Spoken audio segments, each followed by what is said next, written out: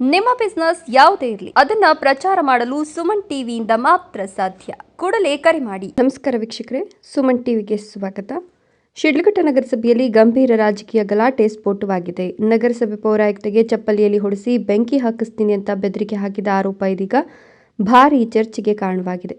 KPCC ರಾಜ್ಯ ಸಂಯೋಜಕರು ಆಗಿರುವ ಕಾಂಗ್ರೆಸ್ ಮುಖಂಡ ರಾಜೀವ್ ಗೌಡ ವಿರುದ್ಧ ಶಿಡ್ಲಘಟ್ಟ ನಗರ ಪೊಲೀಸ್ ಠಾಣೆಯಲ್ಲಿ ದೂರು ದಾಖಲಾಗಿದೆ.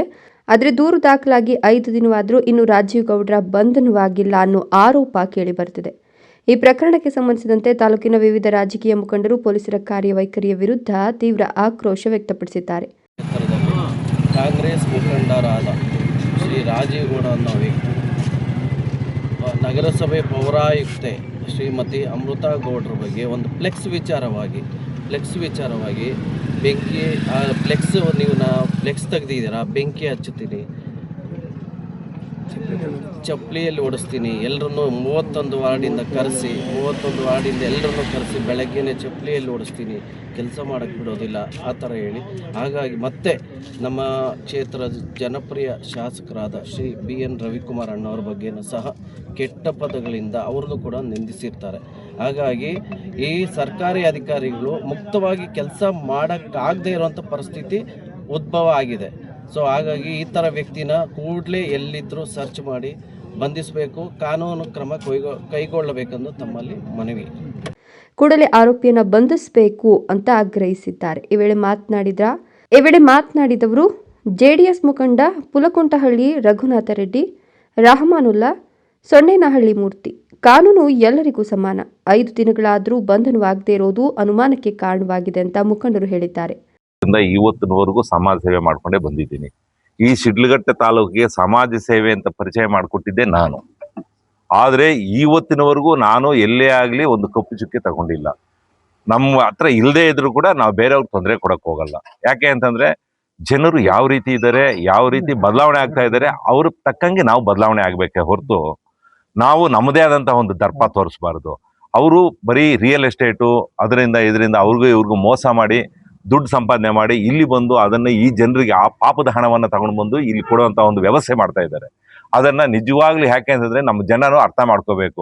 ಇವಾಗಲೇ ಈ ಥರ ಇದ್ದಾರೆ ಅವರು ಅಂತಂದರೆ ಮುಂದಿನ ದಿನಗಳಲ್ಲಿ ಅವ್ರೇನಾದರೂ ಒಂದು ಈ ತಾಲೂಕಿನ ಒಂದು ಪ್ರಥಮ ಪ್ರಜೆ ಆದರೆ ನಿಜವಾಗ್ಲೂ ನಮ್ಮ ಜನರನ್ನು ಉಳಿಸೋಂಥ ವ್ಯವಸ್ಥೆ ಮಾಡ್ತಾರೆ ಅವ್ರು ಯಾವ ಥರ ಅವರು ಇದರಲ್ಲಿ ಇವಾಗ ಗೊತ್ತಾಗ್ತಾ ಇದೆ. ಇವಾಗ ಮನೆ ಮಾತಾಡೋದ್ರಲ್ಲೇ ಗೊತ್ತಾಗ್ತಾ ಇದೆ ಏನು ಆ ಭಾಷೆ, ಆ ಪದ ಬಳಕೆ.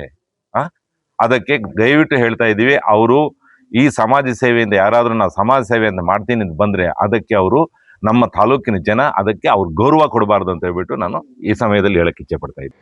ಪೌರಾಯುಕ್ತೆಗೆ ಬೆದರಿಕೆ ಹಾಕಿದ ಆರೋಪ ಗಂಭೀರವಾಗಿದ್ರೂ ಪೊಲೀಸರು ಯಾಕೆ ಕ್ರಮ ಕೈಗೊಂಡಿಲ್ಲ?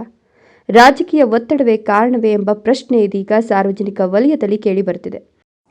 ಎಸ್ ರಹಮತುಲ್ಲಾ ಅಂತ, ರಾಜ್ಯ ಪ್ರಧಾನ ಕಾರ್ಯದರ್ಶಿ, ಜಾತ್ಯತೀತ ಜನತಾದಳ. ನಾನು ಶಿಡ್ಲಘಟ್ಟ ವಿಧಾನಸಭಾ ಕ್ಷೇತ್ರದಲ್ಲಿ ಸುಮಾರು 30 ವರ್ಷಗಳಿಂದ ರಾಜಕೀಯ ರಂಗದಲ್ಲಿ ಕೆಲಸ ಮಾಡ್ತಾ ಇದ್ದೀನಿ. ಈ ಒಂದು ವಿಧಾನಸಭಾ ಕ್ಷೇತ್ರದಲ್ಲಿ ಸೌಹಾರ್ದತೆಯಿಂದ ಇರ್ತಕ್ಕಂಥ ವಿಧಾನಸಭಾ ಕ್ಷೇತ್ರ ಇದು. ಇಲ್ಲಿ ಕೂಲಿ ಕಾರ್ಮಿಕರು, ರೈತರು, ಹೋರಾಟಗಾರರು ಇದ್ದಂಥ ಕ್ಷೇತ್ರ ಇದು. ಇಂಥ ಒಂದು ಕ್ಷೇತ್ರದಲ್ಲಿ ರಾಜಕೀಯ ಏರುಪೇರುಗಳು ಆಗ್ತಾ ಇರ್ತವೆ. ಸೋಲು ಗೆಲುವು ಅವು ರಾಜಕೀಯ ಪಕ್ಷಗಳಿಗೆ ಸಹಜ. ಆದರೆ ಇತ್ತೀಚಿನ ದಿನಗಳಲ್ಲಿ ನಮ್ಮ ಶಿಡ್ಲಘಟ್ಟ ವಿಧಾನಸಭಾ ಕ್ಷೇತ್ರದಲ್ಲಿ ಹೊರಗಿನವರು ಅಭ್ಯರ್ಥಿಗಳಾಗಿರ್ತಕ್ಕಂಥ ಒಂದು ಸಂದರ್ಭಗಳಲ್ಲಿ ನಮ್ಮ ಕ್ಷೇತ್ರ ರಾಜಕೀಯ ಒಂಥರ ಈ ಕಾರ್ಪೊರೇಟ್ ಸಿಸ್ಟಮ್ ಅಂತ ಕರಿತೀವಿ ಅದನ್ನು. ಹೊರಗಿನವರು ವ್ಯಾಪಾರಕ್ಕೋಸ್ಕರ ಬಂದು ಮತದಾರರನ್ನು ಮಾರಾಟ ವಸ್ತುಗಳಾಗಿ ಪರಿವರ್ತನೆ ಮಾಡ್ತಾ ಇರ್ತಾರೆ. ಈ ಪ್ರಕರಣದ ಕುರಿತು ಮುಂದಿನ ಬೆಳವಣಿಗೆಗಳಿಗಾಗಿ ನಾವು ನಿರಂತರವಾಗಿ ಗಮನ ಹರಿಸ್ತೇವೆ. ಇನ್ನಷ್ಟು ಅಪ್ಡೇಟ್ಗಳಿಗಾಗಿ ಸುಮನ್ ಟಿವಿಯ ಜೊತೆಗಿರಲಿ.